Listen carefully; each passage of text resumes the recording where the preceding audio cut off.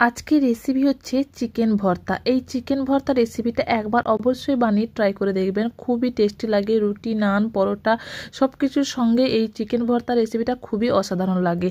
তার জন্য এখানটায় আমি 200 গ্রাম মতন চিকেন নিয়েছি। চিকেনটাকে সেদ্ধ করতে দিয়ে দিচ্ছি এখানটায় লবণ আর গোলমরিচ দিয়েছি। সেদ্ধ করে নেওয়ার পর ঠান্ডা করে এটা একটা পাত্রে তুলে নিব আমি প্লেটে। আর এই যে স্টকটা, চিকেনের স্টকটা, সেটা ফেলবো না, সেটা ইউজ করবো এই তরকারিটা রান্না করার জন্য। সেটাকে একটা সাইডে রেখে দেবো। এরপর চিকেনগুলোকে এইভাবে হাতের সাহায্যে খুলে নিব। ও এই চিকেনগুলো ভালো করে সেদ্ধ হয়ে গেছে, তাই হাতের সাহায্যে খুব সুন্দরভাবে খুলে যাচ্ছে এবং এটাকে একটা সাইডে রেখে দেব। এরপর কড়াইয়ে আমি দিয়ে দিব তেল। এখানে আমি সরষের তেলেই ভর্তাটা বানাচ্ছি। তাতে দিয়ে দিচ্ছি গোটা গরম মশলা। গরম মশলাকে একটু নাড়াচাড়া করে নিয়ে ফোড়নে গরম মশলাটাকে নাড়াচাড়া করে নেওয়ার পর এখানে দিচ্ছি মিহি করে কুচানো পেঁয়াজ। পেঁয়াজটাকে ভালো করে ভেজে নিতে হবে। যখন পেঁয়াজটা ভাজা হয়ে আসবে তখন এখানটা দিয়ে দিচ্ছি আদা রসুনের পেস্ট। একদমই অল্প পরিমাণ আদা রসুনের পেস্ট দিয়েছি। এরপর নাড়াচাড়া করে নেওয়ার পর দিয়ে দিচ্ছি টমেটোর পেস্ট। টমেটোর পেস্ট দিয়ে ভালো করে কষিয়ে নিতে হবে।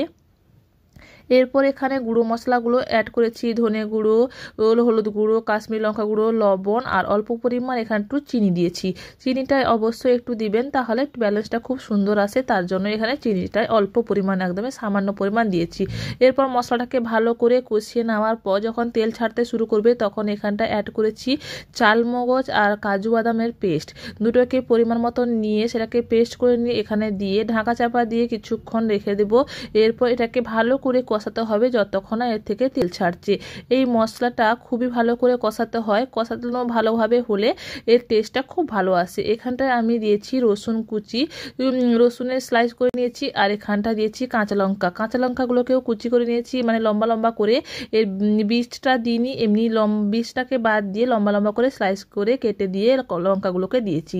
এটা দিতেও পারেন, না দিতেও পারেন, কোনো সমস্যা নেই। কিন্তু আমার একটু ভর্তাতে কাঁচা লঙ্কা আর এই যে রসুনের যে ফ্লেভারটা এইভাবে এলে খুব সুন্দর লাগে, বা মুখে পড়লে রসুন কুচিগুলো খুব সুন্দর লাগে। তার জন্য মশলাটা যখন কষানো হয়ে যাবে তখন চিকেনগুলোকে দিয়ে ভালো করে কষিয়ে নিয়ে এখানে যে চিকেনের স্টকটা ছিল সেটাকে দিয়ে এটাকে ফুটতে দিয়ে দেবো কিছুক্ষণ। আর কোনো এখানে জল অ্যাড করব না। সেই চিকেনের স্টকটাকে দিয়ে ঢাকা চাপা দিয়ে ভালো করে ফুটিয়ে নিতে হবে।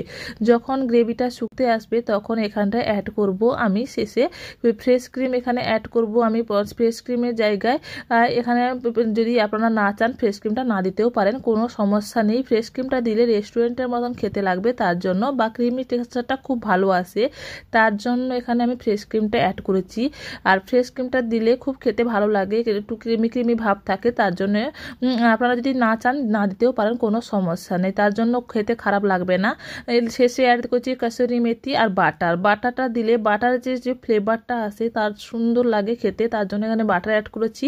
আর শেষে এখানটা অ্যাড করেছি সেদ্ধ ডিম। ডিমগুলোকে কুচিয়ে নিয়ে এখানে অ্যাড করে নিয়েছি। এরপর ভালো করে মিশিয়ে নিলেই আমাদের তৈরি চিকেন ভর্তা। এই রেসিপিটা একবার অবশ্যই বানিয়ে নেবেন, খুবই সুন্দর লাগে আর খেতে খুবই সুন্দর লাগে। রুটি, পরোটা, নান যে কোনো জিনিসের সঙ্গে ভালো লাগে। আর ভিডিওটা যদি ভালো লাগে লাইক শেয়ার করে দেবেন। Thank you for watching my video.